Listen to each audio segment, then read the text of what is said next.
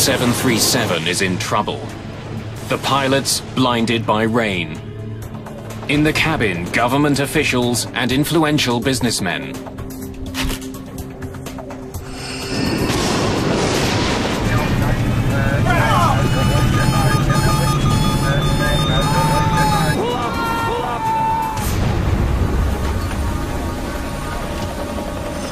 The crash of IFO-21 shocks the world. Did a final act of war bring the plane down? The White House demands answers. This was no ordinary flight, but a military jet carrying American politicians. When the investigation is over, the Air Force itself is held responsible.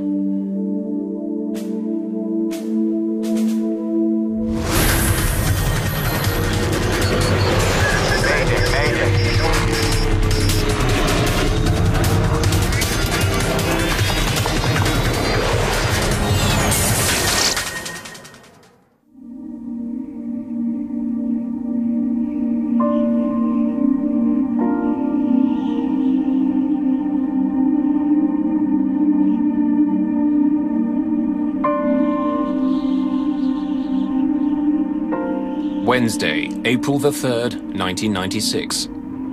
A raw spring day near the city of Dubrovnik, Croatia. Rain pelts the runway at the city's airport. A small group of diplomats hurry through the storm, trying to keep dry. They're part of a delegation that's just touched down. Among them, the Croatian Prime Minister and the American ambassador to the region, Peter Galbraith. The flight into Dubrovnik was a scary flight. We couldn't see anything at all. At that point, I'd been ambassador to Croatia for nearly 3 years, and I'd done a lot of shuttle diplomacy, and it certainly was one of the most uncomfortable. The weather that made Galbraith's landing so bad isn't letting up. In fact, commercial flights into Dubrovnik have been cancelled. But the ambassador and the others aren't waiting for a commercial flight.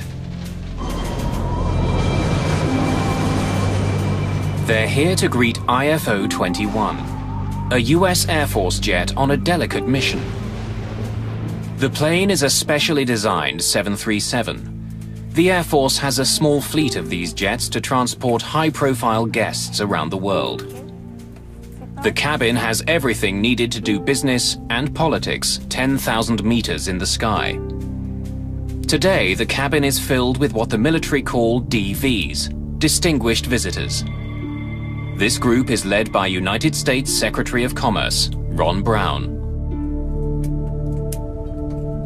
Ron Brown was a very smooth, capable individual. He was a Washington insider. And he had all the skills that go with that. Brown is a star in the Democratic Party. I obviously will do everything that is possible. He played an important role in getting Bill Clinton elected president. Under Clinton, Brown was appointed the first African-American Commerce Secretary in the country's history. The United States companies that are here today are eager to engage in dialogue with government and business leaders, and more importantly, to do business. Today, that job has taken Brown to one of the most troubled areas in the world.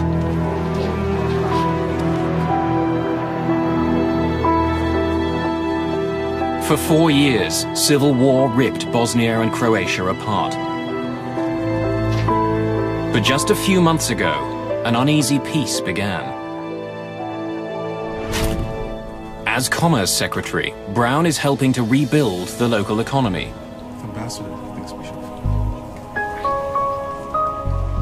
The philosophy behind it was that the peace would not be durable unless there was economic progress in the region, that was really critical to the peace. Brown's 3-day tour started that morning in Tuzla, Bosnia, where the group toured an electrical plant and ate hamburgers with American troops stationed there.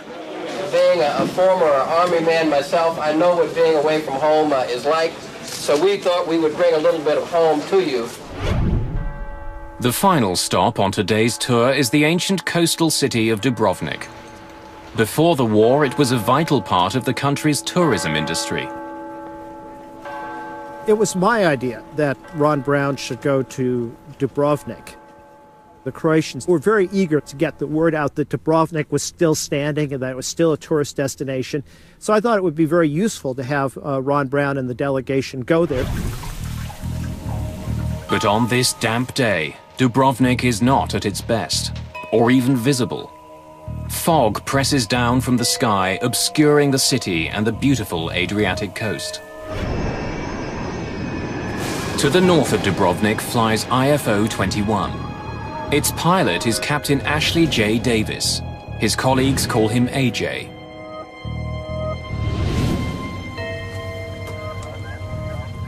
Departure, IFO 21.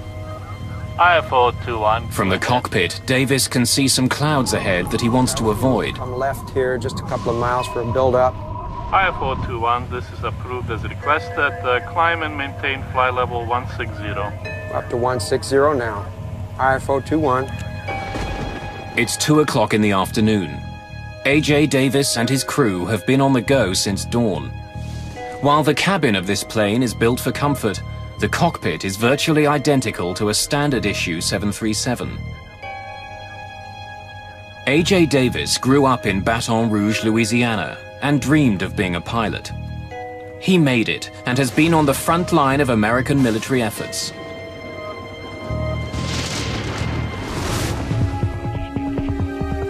In the past, he flew mid-air refuelers high above the Persian Gulf. But now he pilots diplomats and other officials from around the world. It means a lot of traveling and a lot of time away from his wife and 2 children at Ramstein, an American base in Germany. According to the Air Force ranks, Shelley Kelly is a technical sergeant. Today on IFO 21, her main job is to make sure the passengers have everything they need.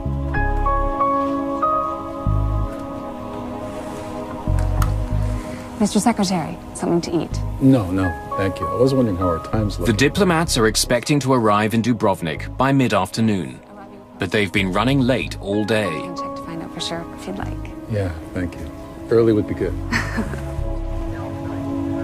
As the plane nears Dubrovnik, AJ Davis calls the United States Air Force Weather Service for an update.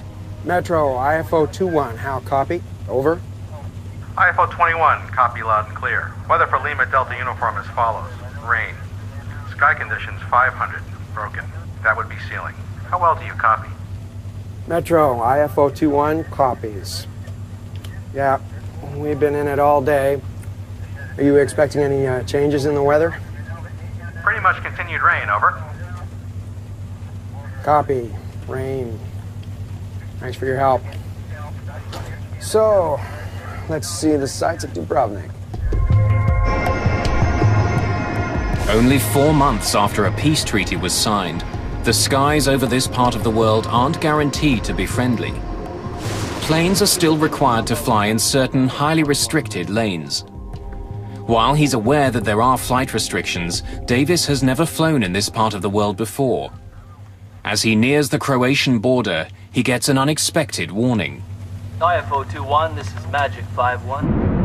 Magic is the call sign for the peacekeeping airborne early warning aircraft that watches air corridors like a traffic cop. Be advised, you're leaving an approved corridor. Please reroute immediately. Davis isn't off course. He's flying the exact route he had planned. But without knowing it, Davis and his plane are flying out of approved airspace. They're flying into potentially dangerous territory. You're leaving an approved corridor. Reroute. Roger, Magic. Our error. Rerouting now to proper corridor. Over. The second time today. The approved corridors do change, and Davis and his crew should have been informed. To stay on an approved course, Davis will have to swing out to the west. It's an embarrassing situation that's going to cost them time. Shelley, AJ, we've been directed to reroute. We'll be arriving about 15 minutes late at Dubrovnik. Apologies to all back there.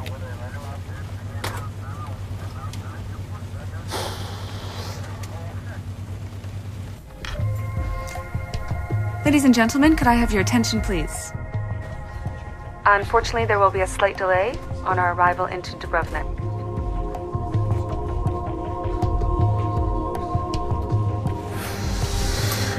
DVs aren't going to be happy at all. The weather ahead will probably slow us down even more. Outside his plane, the heavy rain continues to crash down. Flying toward an unfamiliar airport with a cabin full of businessmen and diplomats, Davis has a difficult task ahead. What happens to this plane and its passengers over the next several hours will capture the attention of the world.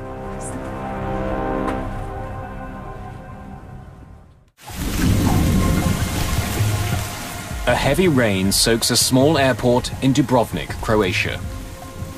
Headed towards it is a US Air Force 737 carrying 35 people on a trade mission. Leading the delegation, US Secretary of Commerce Ron Brown. We'll see which path Ambassador thinks we should follow. Dubrovnik approach, IFO 21, level 100. Dubrovnik approach, good afternoon. Maintain 10,000 feet for beacon approach. Runway 12. Okay, descending to 10,000 feet, IFO 21. The weather is so bad today that commercial flights have been cancelled. As they approach the airport, the rain isn't letting up.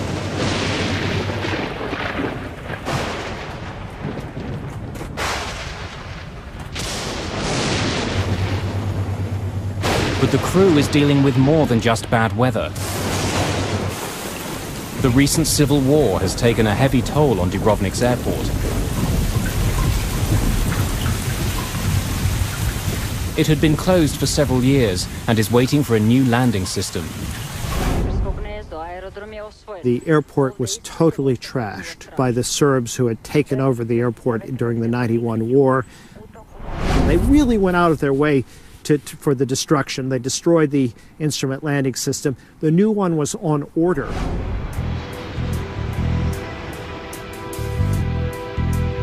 Around the world, airports use sophisticated technology to help planes take off and land.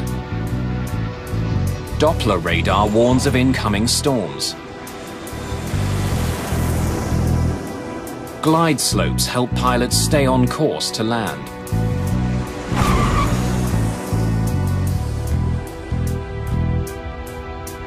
The devastated Dubrovnik airport has none of that. It doesn't even have radar to see the planes that are coming in for landing. Instead, the airport is using so-called non-directional beacons to guide planes towards the runway. In the aviation world, it's ancient technology. There are many non-directional beacons used in the United States and throughout the world, but they're an older navigational aid, and in fact, they were on the way out.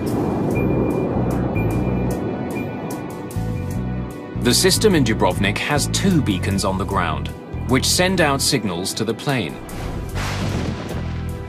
When the crew receives the signals, they consult their charts and follow the course that will take them to the airport. The crew of IFO 21 is still waiting to hear the first signal when they get a call from the ground. 9A CRO to IFO 21. IFO 21, I read you, 9A CRO, over. Another plane, this one carrying Ambassador Galbraith, had touched down earlier in Dubrovnik. The pilot of that plane is an experienced flyer who's very familiar with the area. He wants to let the crew know what to expect. IFO 21, we landed about an hour ago. The weather was at minimum. Suggesting diverting to Split if you have to execute the missed approach. Over. Roger, 9A CRO, we read you. Out. Diverting wouldn't be welcome news for the members of the trade delegation. The pressures to get the passengers to scheduled news conferences and other activities were probably pretty high. As Davis closes in on the airport, the Dubrovnik Tower calls again. IFO 21. Report level.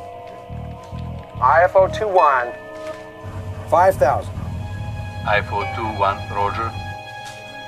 Descend to 4,000. Report Kilo Lima Papa. Down to 4,000, IFO 21.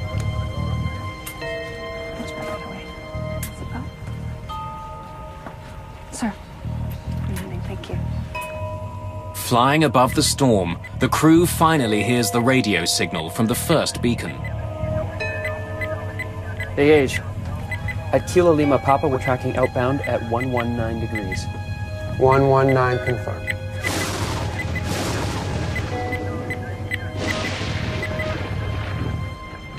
Mr. Secretary, we're landing.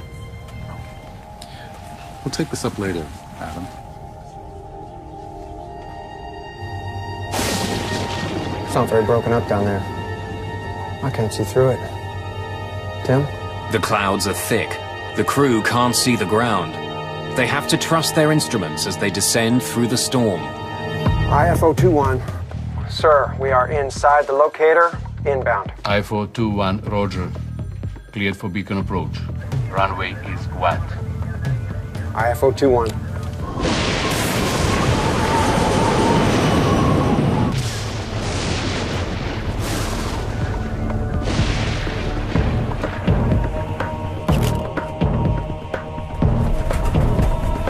A.J. Davis flies blind through heavy rain and cloud cover. He expects to see the airport any second.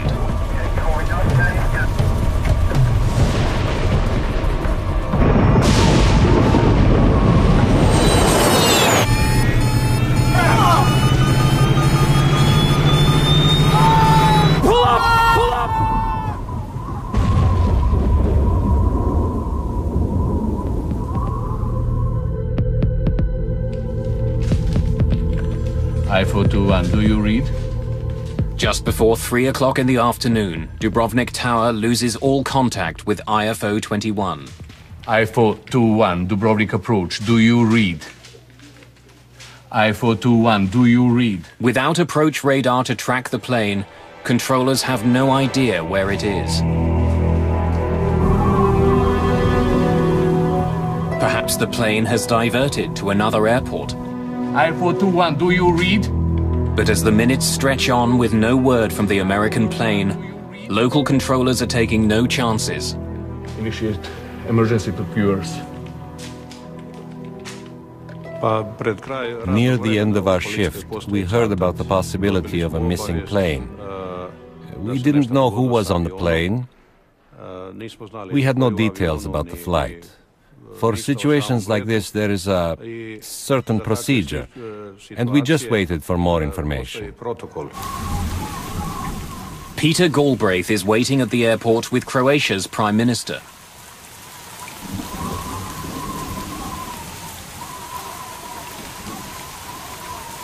It was clear from my own flight in that this was a very marginal landing. I did not expect them to attempt the landing in Dubrovnik. The Croatian Prime Minister came up to me and pulled me aside and he said, "We've lost radio contact with Ron Brown's plane." I got the State Department Operations Center on the phone and he's asked to activate the U.S. military to start search and rescue activities. Word goes out to the chain of air traffic control centers. Američke borbene snage. Jeste li imali nekakav kontakt sa tim zrakoplovom? But no one has had any contact with IFO 21.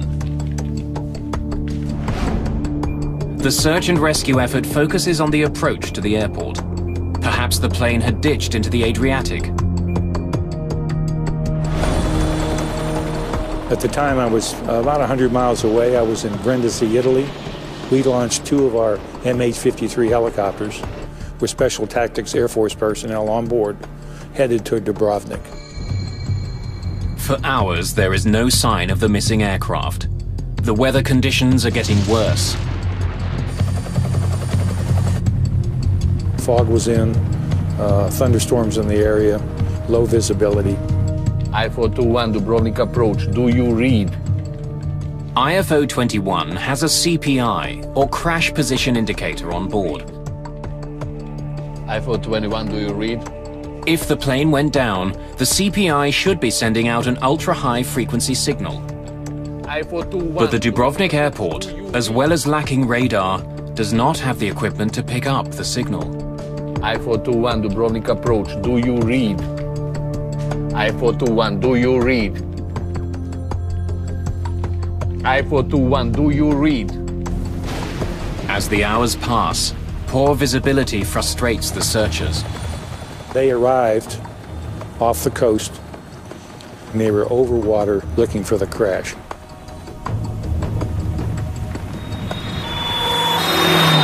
Hours after the plane disappears, police respond to a tip. A local villager has seen something on the hill above his house. It's a long way from the coast where the search is concentrated.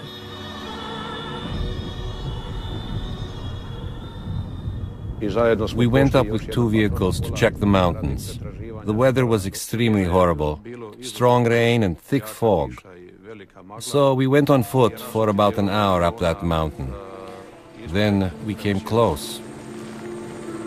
It's almost 7:30 at night, 4.5 hours after the crew called for clearance to land.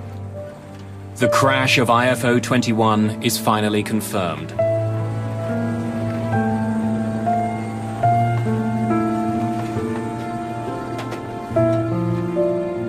The news races from Dubrovnik to America.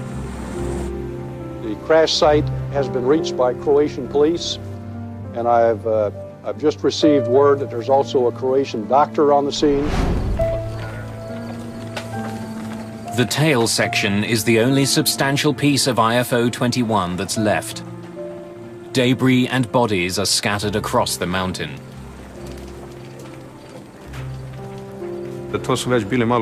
These were hard moments as we were walking over the boulders, not knowing if we're going to step on someone's body.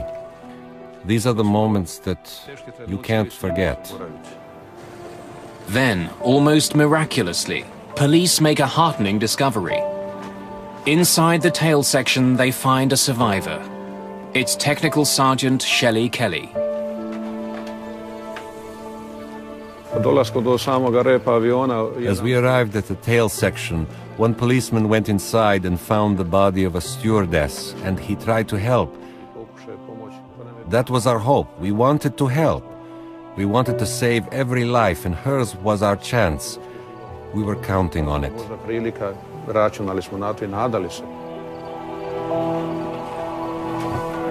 In the darkness, they realize that Kelly needs immediate medical attention if she's going to survive.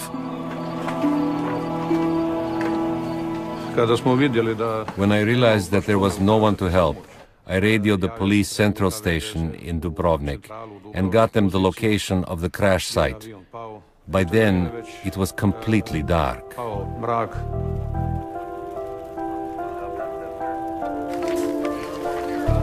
St. John's Hill is alive with close to 100 Croatian policemen and military.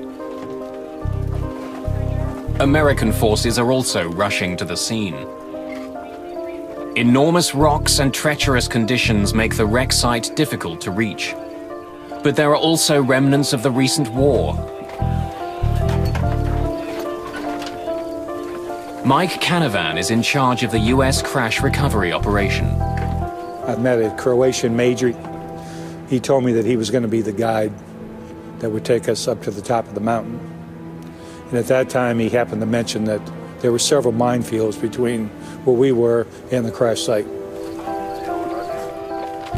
It takes almost 2 hours for Canavan to finally make it up the rocky hill. We had been walking for some time, and it was very dark. And all of a sudden, I saw something that was darker, and I didn't know what it was. And I reached out, and it was an aircraft engine. On top of the hill, the weather is making it impossible for helicopters to land. Emergency workers can't wait for the weather to clear. They have to get Technical Sergeant Kelly off the mountain immediately. She has a broken spine and other severe injuries. But if she can be kept alive, rescuers hope she can shed some light on what went wrong.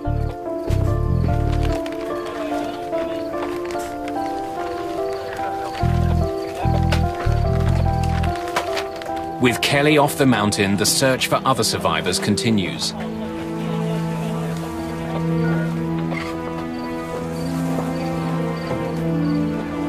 Finally, in the darkness, rescue workers find the body of Ron Brown, the U.S. Commerce Secretary.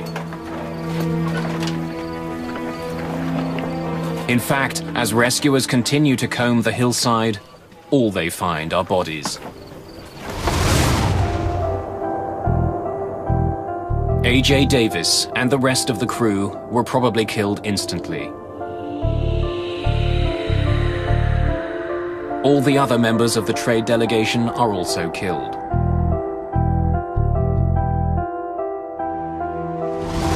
As dozens of emergency workers continue their grim search, a call comes from Dubrovnik. Technical Sergeant Shelley Kelly is pronounced dead in the ambulance en route to hospital. No one has survived the crash of IFO 21. A grim spring rain hammers down on the mountains of Croatia. Near the Dubrovnik airport, a 737 has crashed. The jet was an American Air Force's plane on a trade mission through the region. Police and members of the military have searched for survivors, but all 35 people who were on the flight are now dead.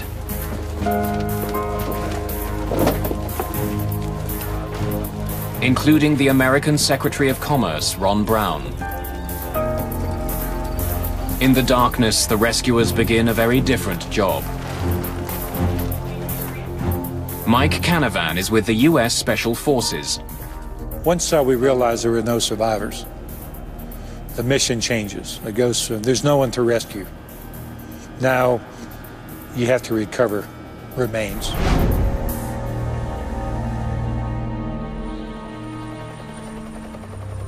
By dawn, the weather has improved. Peter Galbraith gets his first glimpse of the crash site.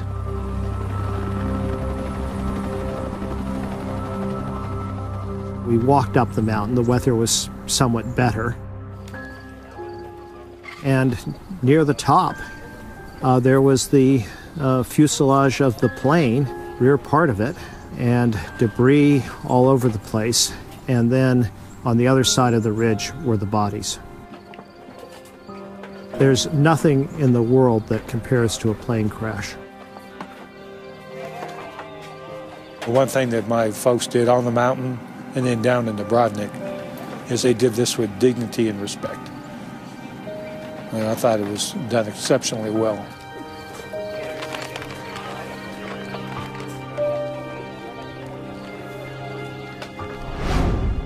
Ladies and gentlemen, the Vice President and the First Lady and the members of Cabinet and I wanted to come here to be with the employees of the Commerce Department at this very difficult hour.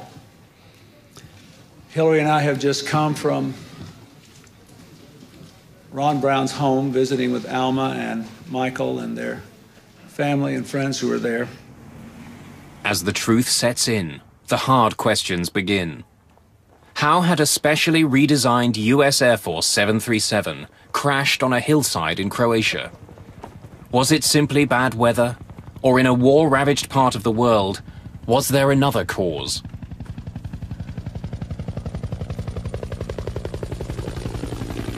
Purpose of the accident investigation team, I can guarantee you that they will be extremely thorough in their analysis in trying to determine the causes of this accident. Because of the high-profile nature of the passengers, rumors begin swirling immediately. Howard Swansea is one of dozens of experts assigned to the team. In every accident, there's always a lot of speculation. In this particular case, you had a high-ranking U.S. government official. And so by the time we had even got to the crash site, there was just quite a bit of media attention around it. And there were fragments, pieces of aircraft miles away from the wreckage. So my idea was to get as much information or collect as much artifacts or physical evidence as I could. Right from the start, the investigation team is at a disadvantage. They discover that there's no cockpit voice recorder or flight data recorder on the plane. What's standard for passenger jets is not required in the Air Force. I had assumed that the Air Force and these VIP flights had higher safety standards than commercial flights. And so I was really shocked to learn that the standards were generally lower than those for commercial aviation. Without the standard tools, investigators can't afford to overlook anything. The wreck is almost 3 kilometers from the airport. How did a trained crew get so far off course?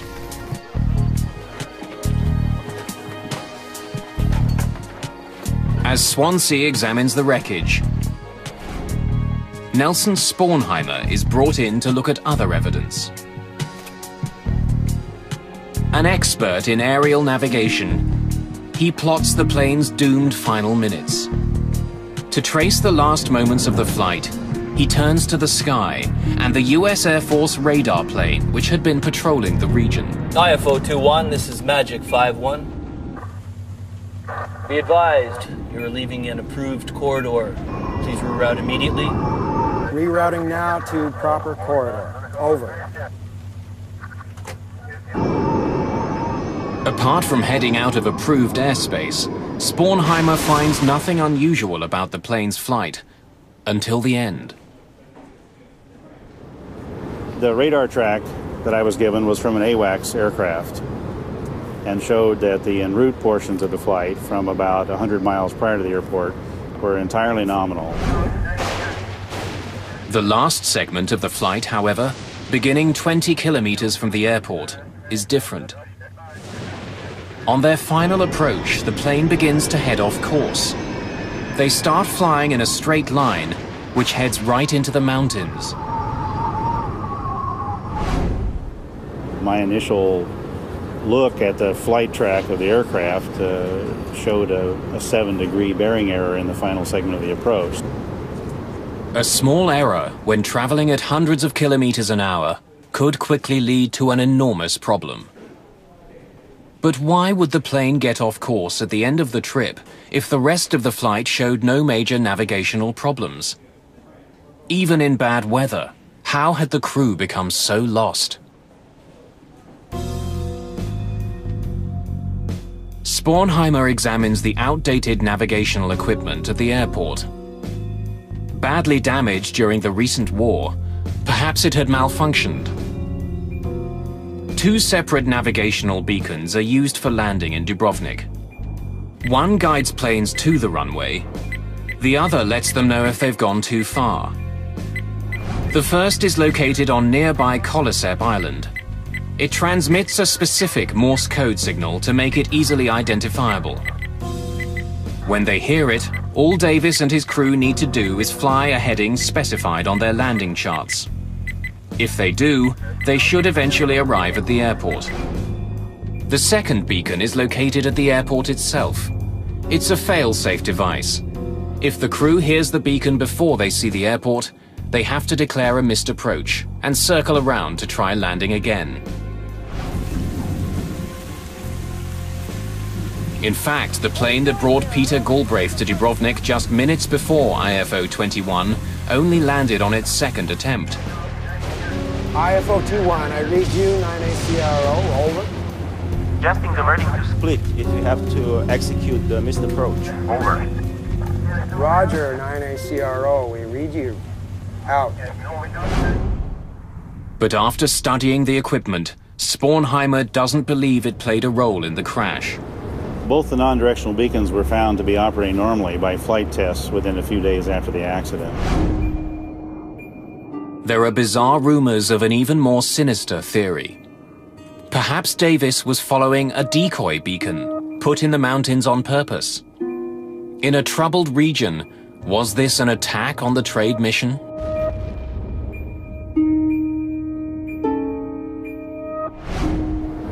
To get a signal that is strong enough to be heard, you have to have a very large ground system, which is difficult to establish in rocky, sandy soil.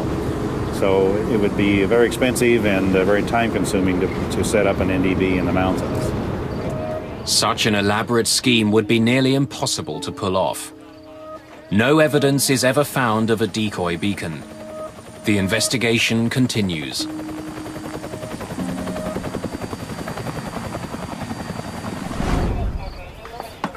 In the wreckage of the Air Force flight, investigators discover an important piece of the puzzle. The plane's ADF, or automatic direction finder, is recovered. It appears to be working, but only one of the units had been installed on this jet. To perform a proper landing in Dubrovnik, a plane requires 2 ADFs.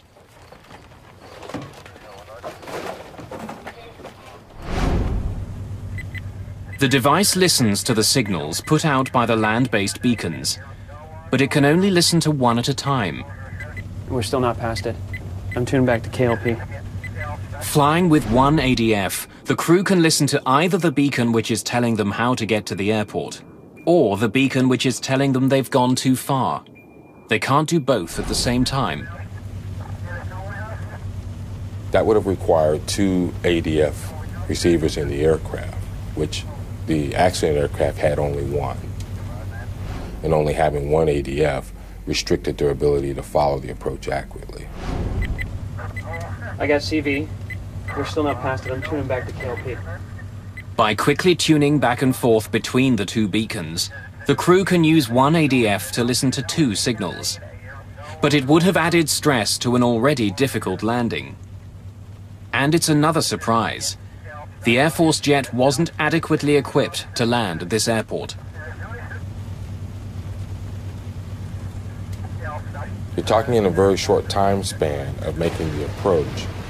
It's going to become rather difficult in trying to dial both to keep listening to the code if you're also trying to search for your course and headings. As he continues to study the path that IFO 21 took, Nelson Spornheimer focuses on an S-shaped curve in the plane's flight. It's the sort of path a plane would take when looking for a signal from a non-directional beacon. But just when the crew should be looking for the beacon signal, the S-turns disappear. About 2 or 3 miles inside the final approach fix, for the next 7 or 8, 9 miles, the flight track is perfectly straight. Instead of trusting the navigational system that was in place, even though it was primitive, the crew suddenly seems to give up. And Spornheimer thinks he knows why. Fighting heavy rain and hampered by a single direction finder, Spornheimer believes the crew resorted to another, even older piece of technology to find the runway, something called INS, or Inertial Navigation System. An INS system uses gyroscopes to maintain an awareness of how much the airplane turns and banks. After entering a specific geographical position at the beginning of a flight, an inertial navigation system tracks all the turns a plane makes. It's a self-contained system on the aircraft. But there is a potentially enormous problem. If the gyroscopes don't perfectly calculate every single maneuver of the plane, a pilot can be off course.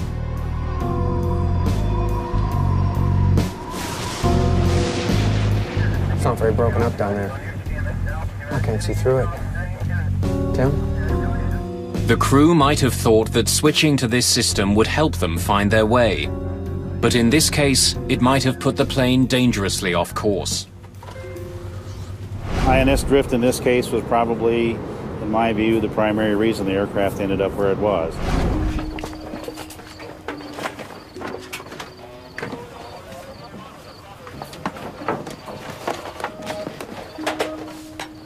Investigator Howard Swansea examines the Jeppson approach chart the crew was using as they attempted to land.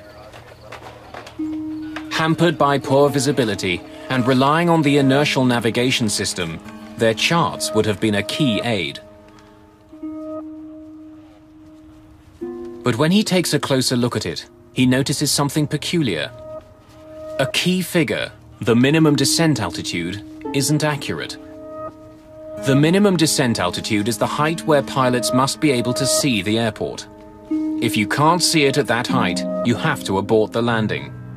Each country has the responsibility of developing these procedures and then publishing information so that other nationalities as well as their own air crews can fly those approach procedures. Swansea discovers that the minimum descent altitude on the chart doesn't meet American aviation standards.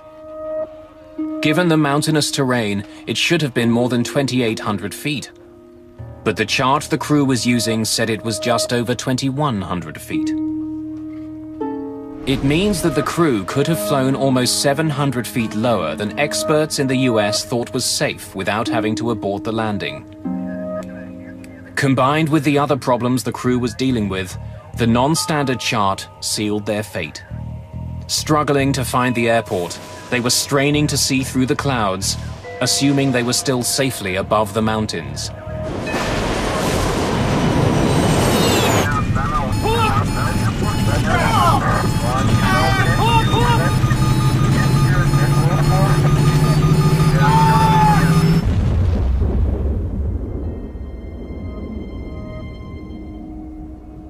But why wasn't an Air Force jet properly equipped to land in Dubrovnik?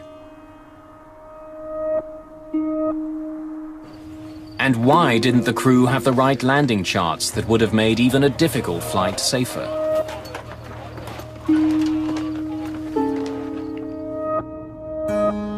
The answers are found at an American military base in Germany, with some of the most senior members of the Air Force.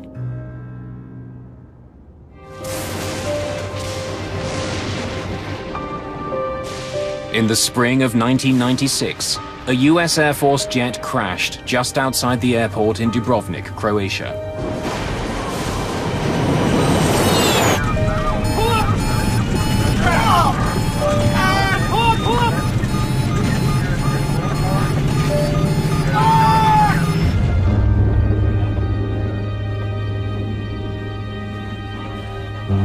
None of the 35 people on board IFO-21 survived. The plane was a specially redesigned 737, but the investigators have found that the crew didn't have the equipment it needed to safely land in the war-ravaged airport, and that the charts they were using weren't up to American aviation standards. To discover why the crew were attempting to land in such difficult circumstances, the investigators questioned Colonel John Mazurowski. He's the operations group commander for the airlift wing in charge of the flight. His job is to provide transportation for a growing number of distinguished visitors. But these are tight budget times. Mazurowski has been told to do more with less. What I'd like to talk about now is the Jeppesen approach subject. One of the major focuses of the investigators is the Jeppesen landing charts the crew were using. The charts, drawn up for most major airports, give crews a vast amount of information, including what to do in the case of a missed approach. But investigator Howard Swansea has already found that these charts were not up to US standards.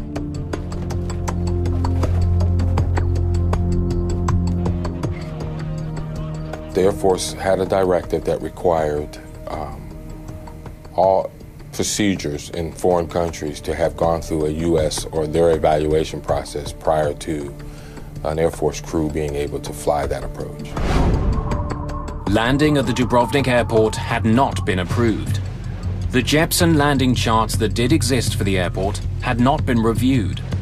It's the reason that Howard Swansea found a difference between what the charts said and what was considered safe by the Defense Department.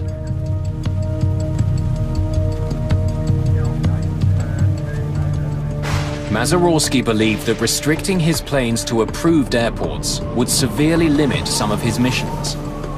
It takes time to check all the airports out. He had asked for the review to be waived for some airports, including Dubrovnik. This Jeppesen approach waiver, What caused you to initiate this? It just seemed like we had been using these approaches for years.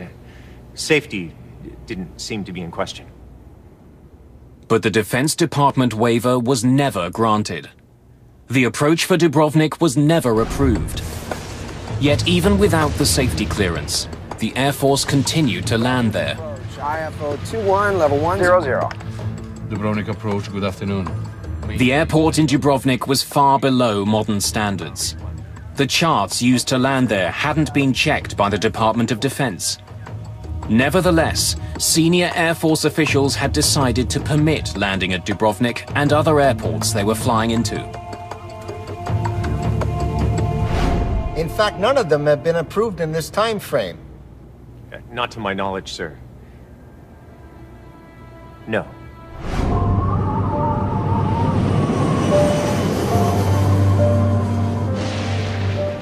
In the end, a fatal combination of factors had come together to cause the crash of IFO 21. Dubrovnik approach, IFO 21, level 100. Dubrovnik approach, good afternoon. Maintain 10,000 feet for beacon approach. Runway 12. IFO 21. The crew were fighting bad weather. They were landing in an unfamiliar airport, which was hobbled by old technology. The unapproved charts made a bad situation much worse.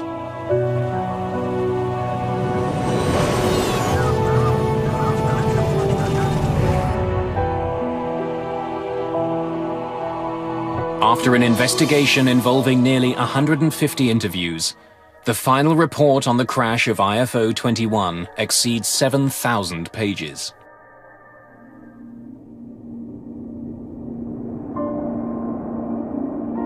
How much of the weeping we have done this last week because there were so many brilliant young people on that plane with him from different backgrounds and different racial groups.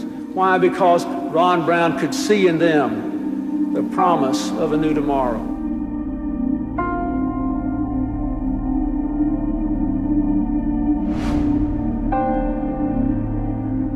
The results of the investigation fault several individuals and institutions. Dubrovnik Airport is singled out for an improperly designed instrument approach procedure. Today, automatic direction finders are no longer needed to land at Dubrovnik.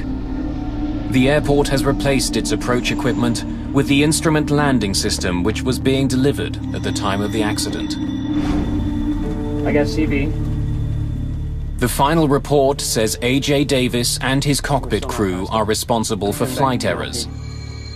And, like a bullet piercing the heart of Air Force operations, leading military figures are blamed for a failure of command. In the aftermath of the report, 2 senior members of the Air Force are relieved of their posts. The Air Force severely reprimands Colonel John Mazurowski for dereliction of duty. He is demoted and eventually retires as a major. 13 other officers are also singled out for their roles in connection with the crash. The Air Force also changed the way it did business. All military aircraft were ordered to carry flight data recorders and cockpit voice recorders. No aircraft is allowed to fly into an airport without approval from the Department of Defense, not even for high-ranking diplomats. IFO 21. Sir, we are inside the locator, inbound. IFO 21, roger. Cleared for beacon approach. Runway is 12. IFO 21.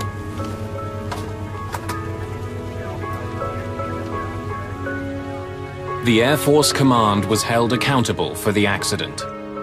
But it's the pilots, the crew, and the passengers of IFO 21 who paid the ultimate price for oversights made by the 86th Airlift Command.